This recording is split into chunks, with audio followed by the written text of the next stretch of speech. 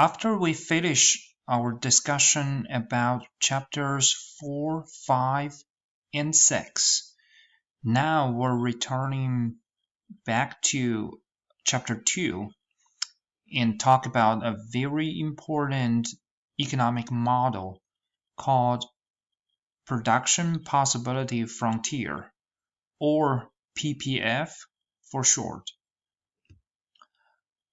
If you still remember, we already checked out the first half of chapter 2.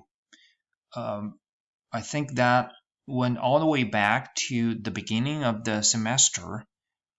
The first half of this chapter 2 is, again, another simple diagram called the circular flow diagram, which is a simplified version of our economic system, where we saw two markets which connect the households and firms, right? These two markets are the market for goods and services and the markets for factors of production. Here, let's focus on the second half of this chapter and talk about the PPF. To be able to do that, the first thing we need to help you to refresh your memory is the factors of production.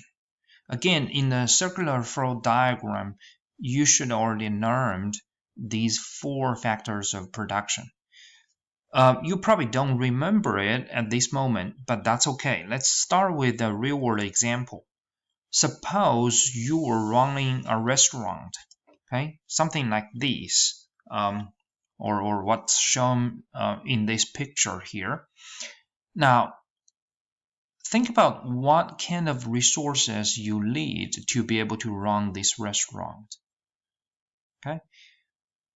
For many people, their natural response would be money, because you basically need money to do anything you want, right? But here, when we talk about resources, we talk about the real resources. In other words, real stuff, instead of monetary resources. Okay? Money is very important, but it's a tool. It's not directly productive, right?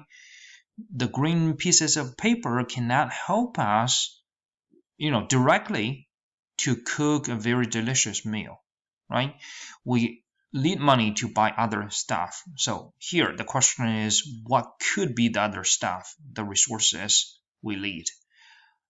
I would encourage you to pause the video and give yourself 1 minute or 2, and you could also, use your pencils and paper and trying to write down the stuff that you come up with.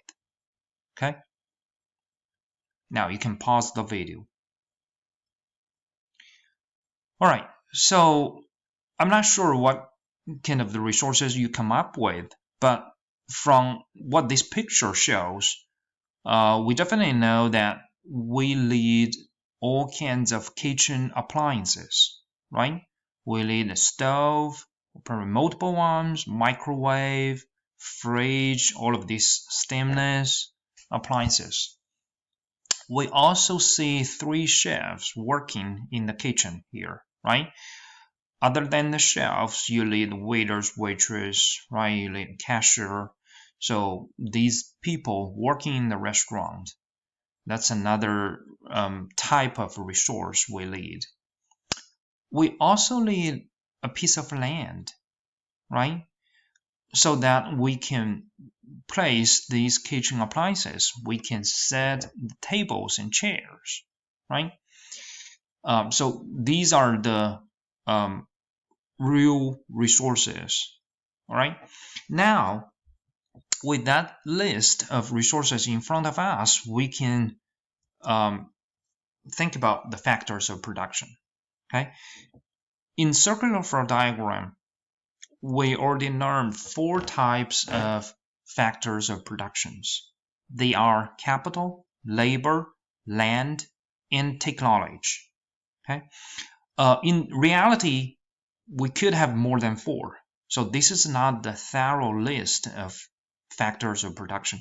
For example, in the recent development of economics and business literature, we spend a lot of time looking at the entrepreneurship, and we oftentimes take that as another factor of production. Okay, but here we're talking about more conventional, more classical factors of production. All right. Capital. Do you still remember the definition of capital? Simply speaking, when we talk about the capital, we are referring to equipments, tools, or machinery. Okay? It's not money. It's not financial or monetary assets. Okay? I would emphasize that again. So here, for the resources we just mentioned, these or all kinds of the kitchen appliances would be the examples of capital. Okay, they are the tools. They help us make the delicious meal. Okay, labor means workers. Okay, they provide the labor service to the restaurant. So again, chefs, waiters, waitress, cashiers. Okay. Land. The definition of the land covers both the surface of the land and anything underneath. So in this case, it's about the surface. Okay. If you said earlier that we need gas, we need coal to be able to cook, then these things could also belong to land because they are the natural resources. Okay. The very interesting thing here is technology. Think about technology. Loosely speaking, that means know-how, right? But what could be the example of technology in this case? So I mean the restaurant. Okay. Some of you probably want to say, if we buy a new kitchen appliance, it comes with the new features. So that could be the technology or the example of that, right? Or could it be like the cash register, right? So we use that in a restaurant. Is that a technology? Yes, you could take that as a technology or the example of technology. But remember, we also said that they are the examples of capital, right? So here we find that the capital and technology oftentimes would go hand by hand, or the technology would attach to a piece of machinery, equipment, or tool. Okay. Now, could you also think about a pure technology example here? Is there anything that's not a machine or equipment or tool? It simply reflects or represents technology. Think about that. We could talk about that during our online Zoom meeting. So here on the slides, you find the definitions which we already mentioned. Okay. And one more time, let's emphasize that the difference between capital and physical capital is super important here. Okay, capital in economics means the tools, equipments, or machinery. Sometimes we say man-made means of production.